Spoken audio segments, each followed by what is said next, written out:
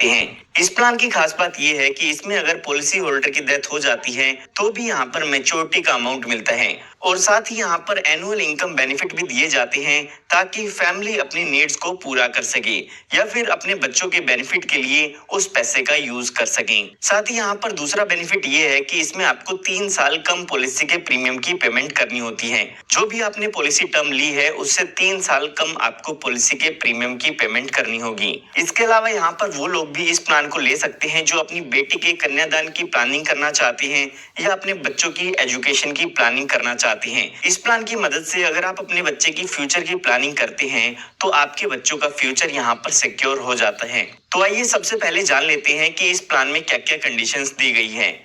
तो यहाँ पर सबसे पहले बात आती है मिनिमम एज की। तो यहाँ पर अगर आप इस प्लान को लेना चाहते हैं तो कम से कम आपकी जो उम्र है वो 18 साल की होनी चाहिए। उसके बाद यहाँ पर बात आती है मैक्सिमम एज की। तो मैक्सिमम एज यहाँ पर 50 साल की दी गई है, यानी कि अगर आपकी उम्र 18 साल से ज्यादा है और 50 साल से कम है तो आप इस पॉलिसी को ले सकते हैं। उसके बाद यहाँ पर बात आती है पॉलिसी टर्म की, यानी कि जो आपके ये इंश्योरेंस प्लान होगा वो कितने टाइम तक चलता रहेगा। तो वो टर्म यहाँ पर 13 साल से लेके 25 साल तक की दी गई है। इनके बीच की कोई भी पॉलिसी टर्म आप चूज कर सकते हैं। 13 साल, 15 साल, 18 साल, 20 साल, जो भी पॉलिसी टर्म आप चूज करना चाहें वो आप अपने अकॉर्डिंग यहाँ पर चूज कर पाएंगे। उसके बाद यहाँ पर बात आती है प्रीमियम पेइंग टर्म की, यानी कि इस पॉलिसी में आपको कितने सालों तक प्रीमियम की पेमेंट करनी होगी। तो यहाँ पर आप जितनी भी पॉलिसी टर्म लेते हैं उससे 3 साल कम आपको प्रीमियम की पेमेंट करनी होगी। फॉर एग्जाम्पल हम पॉलिसी टर्म चूज करते हैं 21 साल की,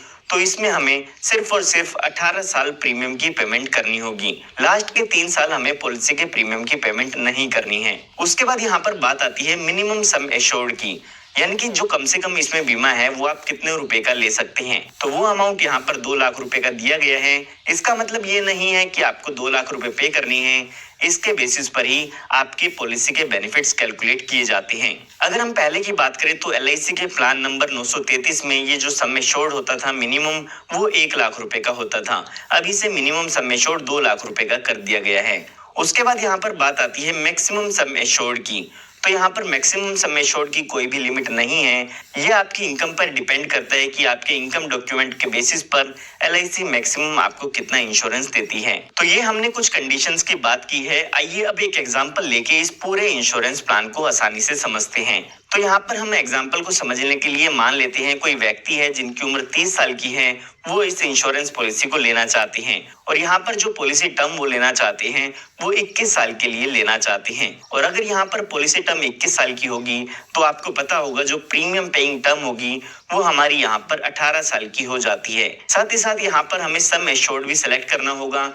तो अभी हम मान लेते हैं कि आप 10 लाख रुपए का बीमा इसमें लेना चाहते हैं। तो यहाँ पर हमें सबसे पहले प्रीमियम की कैलकुलेशन करनी होगी कि इसमें 1 साल का प्रीमियम कितना आ जाता है। तो यहाँ पर हमारे एग्जाम्पल के हिसाब से विदाउट GST जो 1 साल का प्रीमियम आएगा वो होगा 51,007 रुपए का। और अगर यहाँ पर हम 4.5% का फर्स्ट ईयर में GST ऐड कर देते हैं तो वो प्रीमियम होगा 53,302 रुपए का। और सेकेंड ईयर ऑनवर्ड्स जो प्रीमियम यहाँ पर रहेगा वो होगा 52,154 रुपए ईयरली। इस प्रीमियम को अगर आप किस्तों में पे करना चाहे तो वो भी कर सकते हैं। इसके अलावा इस प्लान के बेस प्रीमियम को हम कंपेयर करते हैं LIC के प्रीवियस प्लान 933 से। तो प्रीवियस प्लान में यहाँ पर जो बेस प्रीमियम होता था वो हमारे एग्जाम्पल के हिसाब से 50,851 रुपए का होता था। तो प्रीमियम में कितना डिफरेंस आया है वो अब आप चेक कर सकते हैं। तो यहाँ पर हमारी एज 30 साल की हो चुकी है और आने वाले 18 सालों तक हमें इसके पॉलिसी के प्रीमियम की पेमेंट करनी होगी। लगातार 18 साल हमें पॉलिसी के प्रीमियम की पेमेंट करनी है, उसके बाद हमें इसके प्रीमियम की पेमेंट नहीं करनी है। तो अगर हम 18 साल में टोटल प्रीमियम देखते हैं तो लगभग 9,18,126 रुपए का प्रीमियम विदाउट GST हम इसमें पे कर देते हैं। जब हमारी यहाँ पर 48 साल की एज हो जाएगी तो उसके बाद हमें प्रीमियम की पेमेंट नहीं करनी है और उसके बाद हमें 3 सालों तक का वेट करना होगा। जब हमारी एज 51 साल की हो जाएगी या हमारी पॉलिसी के 21 साल पूरे हो जाएगी तो उस टाइम पर हमारी पॉलिसी की मैच्योरिटी हो जाती है और मैच्योरिटी के टाइम पर आपको बेसिक सम एश्योर्ड मिलता है, बोनस मिलता है और फाइनल एडिशनल बोनस मिलता है। यहाँ पर अगर हम बेसिक सम एश्योर्ड की बात करें तो बेसिक सम एश्योर्ड आपका फिक्स होता है और गारंटेड होता है। हमारे एग्जाम्पल के हिसाब से जो हमारा बेसिक सम एश्योर्ड है वो 10 लाख रुपए का है। साथ ही साथ यहाँ पर हमें बोनस भी मिलता है। तो बोनस आपकी LIC पॉलिसी में हर साल LIC की तरफ से ऐड कर दिया जाता है, जो कि गारंटेड नहीं होता है। ये बोनस कम भी हो सकता है, ये बोनस ज्यादा भी हो सकता है। तो यहाँ पर LIC अपने प्रॉफिट का कुछ हिस्सा बोनस के रूप में आपकी पॉलिसी में हर साल ऐड करती रहती है, और जब पॉलिसी की मैच्योरिटी होती है तो उस टाइम पर आपको ये बोनस मिल जाता है। तो यहाँ पर क्योंकि ये बोनस गारंटेड नहीं है, तो हमें एक अजम्पशन के बेसिस पर बोनस कैलकुलेट करना होगा, ताकि हमें इसकी एस्टिमेटेड मैच्योरिटी का अमाउंट पता चल सके। अगर हम पहले कुछ सालों की बात करें तो उस टाइम पर जो यहाँ पर इस पॉलिसी में बोनस मिला है वो 46 रुपए का मिला है 1000 रुपए के सम एश्योर्ड पर। तो हमारा सम एश्योर्ड 10 लाख रुपए है, तो उसके हिसाब से जो हमारा बोनस होगा एक साल का वो होगा 46,000 रुपए, और हमें यहाँ पर 21 सालों का बोनस कैलकुलेट करना होगा। तो टोटल 9,66,000 रुपए का बोनस इसमें हमारा हो जाता है। साथ ही साथ यहाँ पर पॉलिसी की मैच्योरिटी पर आपको फाइनल एडिशनल बोनस भी मिलता है, जो कि हम एस्टिमेट मान लेते हैं कि 1 लाख रुपए का आपको ये बोनस मिलेगा। तो अगर हम यहाँ पर टोटल मैच्योरिटी का अमाउंट देखते हैं तो वो यहाँ पर 20,66,000 रुपए का हो जाता है। यहाँ पर मैं आपको फिर से क्लैरिफाई करना चाहूंगा कि ये जो बोनस है वो एक अजम्पशन बेसिस पर ही कैलकुलेट किया गया है। ये हमने बात तब की है जब पॉलिसी टर्म के दौरान पॉलिसी होल्डर के साथ कोई भी दुर्घटना नहीं होती है। आइए अब एक एग्जांपल लेके समझते हैं कि अगर इस पॉलिसी होल्डर की डेथ हो जाती है तो उस केस में इनके नॉमिनी को क्या क्या डेथ बेनिफिट मिल जाते हैं।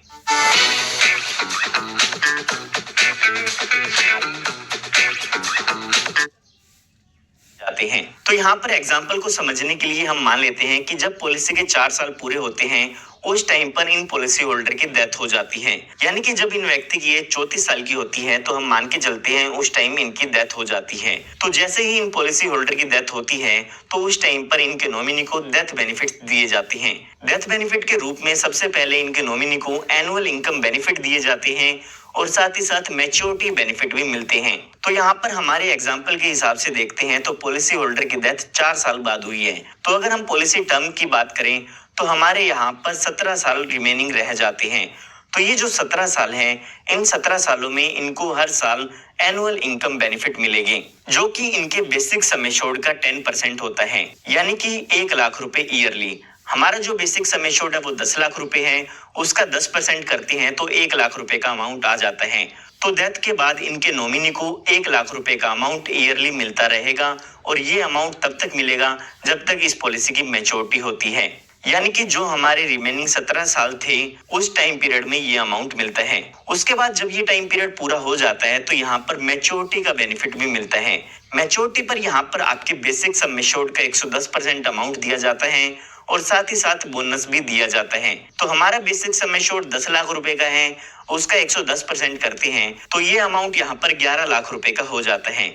साथ ही साथ हमने एस्टिमेट बोनस कैलकुलेट किया है, जो कि 9,66,000 रुपए का हो जाता है, और साथ ही साथ फाइनल एडिशनल बोनस 1 लाख रुपए का मिलता है। तो यहाँ पर टोटल मैच्योरिटी का अमाउंट देखते हैं डेथ के केस में तो वो लगभग 21,66,000 रुपए का मिल जाता है।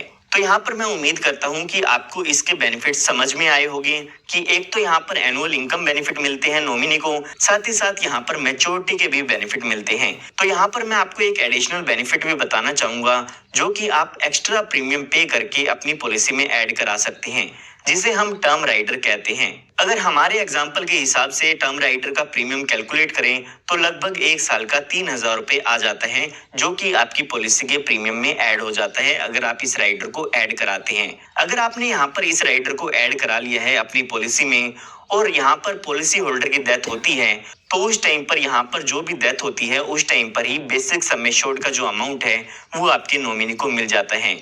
हमारे एग्जाम्पल के हिसाब से बेसिक सम एश्योर्ड 10 लाख रुपए का है, तो डेथ के टाइम पर 10 लाख रुपए भी उनके नॉमिनी को मिल जाते हैं, यानी कि डेथ के टाइम पर भी पैसा मिलेगा, साथ ही साथ एनुअल इनकम बेनिफिट भी मिलेगा, और साथ ही साथ जब पॉलिसी की मैच्योरिटी होगी तो उस टाइम पर भी ये अमाउंट मिल जाता है। टर्म राइडर के साथ साथ यहाँ पर और भी एडिशनल राइडर अवेलेबल होते हैं, आइए उनके बारे में जानते हैं। तो यहाँ पर LIC की तरफ से 3 राइडर इस प्लान में अवेलेबल हैं। सबसे पहले accidental death and disability benefit rider, एक है एक्सीडेंटल बेनिफिट राइडर, और तीसरा है टर्म एश्योरेंस राइडर। तो इनमें से आप कोई भी राइडर अपनी पॉलिसी में ऐड कराना चाहें तो एक्स्ट्रा प्रीमियम पे करके अपनी पॉलिसी में ऐड करा सकते हैं। इसके साथ साथ यहाँ पर क्रिटिकल इलनेस राइडर की बात करें तो वो इस पॉलिसी में अभी अवेलेबल नहीं है। उसके बाद यहाँ पर हम इसके अदर बेनिफिट्स की बात भी कर लेते हैं। तो यहाँ पर सबसे पहले आपको सरेंडर वैल्यू की सुविधा मिल जाती है। कई बार ऐसा होता है कि आप अपनी पॉलिसी को बंद कराना चाहते हैं, तो उस केस में आप अपनी पॉलिसी को सरेंडर करा सकते हैं। पॉलिसी शुरू होने के 1 साल बाद आपको ये सुविधा मिल जाती है। जो भी आपकी पॉलिसी की सरेंडर वैल्यू होती है वो आपको उस केस में मिल जाती है। साथ ही साथ यहाँ पर आपको लोन की सुविधा भी मिल जाती है। तो अगर आप अपनी पॉलिसी पर लोन लेना चाहते हैं तो पॉलिसी शुरू होने के 1 साल बाद आप अपनी पॉलिसी पर लोन भी ले सकते हैं। लोन का जो भी इंटरेस्ट होगा वो आपको LIC को पे करना होता है। उसके बाद यहाँ पर अगला बेनिफिट आपको मिलता है वो है फ्री लुक पीरियड का। तो कई बार ऐसा होता है कि आप पॉलिसी ले लेते हैं और उसकी टर्म्स एंड कंडीशन आपको समझ में नहीं आती है। पॉलिसी को लेने के बाद आपको पता चलता है कि जो आपको कंडीशन बताई गई है वो अलग है जो कि पॉलिसी में दी गई है। तो उस केस में आप अपनी पॉलिसी को कैंसिल भी करा सकते हैं। तो यहाँ पर आपको 30 दिन का टाइम पीरियड मिल जाता है फिजिकल या इलेक्ट्रॉनिक बॉन्ड के मिलने के बाद। उसके बाद आप अपनी पॉलिसी को कैंसिल करा सकते हैं 30 दिन के अंदर अंदर। अगर हम पहले की बात करें तो पहले ये टाइम पीरियड 15 दिन का होता था। उसके बाद यहाँ पर बात आती है मोड ऑफ प्रीमियम पेमेंट की, यानी कि आप अपनी पॉलिसी के प्रीमियम की पेमेंट किस किस मोड से कर सकते हैं। तो आप यहाँ पर ईयरली प्रीमियम की पेमेंट कर सकते हैं, 6 मंथ्स में कर सकते हैं, क्वार्टरली कर सकते हैं या मंथली प्रीमियम की पेमेंट भी कर सकते हैं। अगर आप यहाँ पर मंथली प्रीमियम की पेमेंट करना चाहते हैं तो आप यहाँ पर नेच ऑप्शन से कर सकते हैं या फिर सैलरी सेविंग स्कीम्स का ऑप्शन यहाँ पर आपके पास अवेलेबल होता है। इसमें जो यहाँ पर आपके बैंक अकाउंट है उससे ऑटोमेटिक प्रीमियम की डिडक्शन की जाती है। अगर आप यहाँ पर नेच का ऑप्शन चूज करते हैं तो उस केस में आपको 3 महीने का एडवांस प्रीमियम देना होता है। उसके बाद यहाँ पर बात आती है ग्रेस पीरियड की। तो यहाँ पर आपको कुछ टाइम पीरियड दिया जाता है जिसमें आप अपनी पॉलिसी का प्रीमियम विदाउट लेट फीस पे कर सकते हैं। तो अगर आपने मंथली ऑप्शन चूज किया है तो उसमें आपको 15 दिन का ग्रेस टाइम पीरियड मिल जाता है और अगर आपने इसके अलावा और कोई मोड चूज किया है तो उसमें आपको 30 दिन का ग्रेस टाइम पीरियड मिल जाता है जिसमें आप अपनी पॉलिसी का प्रीमियम विदाउट लेट फीस पे कर सकते हैं। उसके बाद यहाँ पर आपको मोड रिबेट भी मिल जाता है। अगर आप ईयरली प्रीमियम का ऑप्शन चूज करते हैं तो उसमें आपके टेबुलर प्रीमियम पर 2% का डिस्काउंट आपको मिल जाता है। इसके अलावा अगर आप half yearly premium payment option choose करते हैं तो उसमें आपको 1% का रिबेट मिल जाता है। उसके अलावा यहाँ पर LIC की तरफ से आपको रिवाइवल का ऑप्शन भी दिया गया है। कई बार ऐसा होता है कि हम पॉलिसी का प्रीमियम पे नहीं कर पाते हैं और हमारी पॉलिसी लैप्स हो जाती है या हमारी पॉलिसी बंद हो जाती है और कुछ टाइम बाद हम चाहते हैं कि हम अपनी पॉलिसी को फिर से शुरू करा लें। तो उस केस में आप अपनी पॉलिसी को रिवाइव करा सकते हैं। यहाँ पर आपको LIC 5 साल का टाइम पीरियड देती है। 5 साल के अंदर अंदर आप अपनी बंद हुई पॉलिसी को फिर से शुरू करा सकते हैं। उसके बाद यहाँ पर इस पॉलिसी में आपको टैक्स बेनिफिट भी मिल जाती है। जो भी आप पॉलिसी के प्रीमियम की पेमेंट करते हैं उसकी डिडक्शन आप इनकम टैक्स के सेक्शन 80C में ले सकते हैं। साथ ही साथ यहाँ पर जो भी आपको मैच्योरिटी का अमाउंट मिलेगा या आपके नॉमिनी को डेथ क्लेम मिलेगा वो भी इनकम टैक्स के सेक्शन 1010D में इनकम टैक्स से एग्जम्प्ट है। उस पर भी कोई टैक्स नहीं देना होगा। तो यहाँ पर मैं उम्मीद करता हूँ कि आपको LIC के जीवन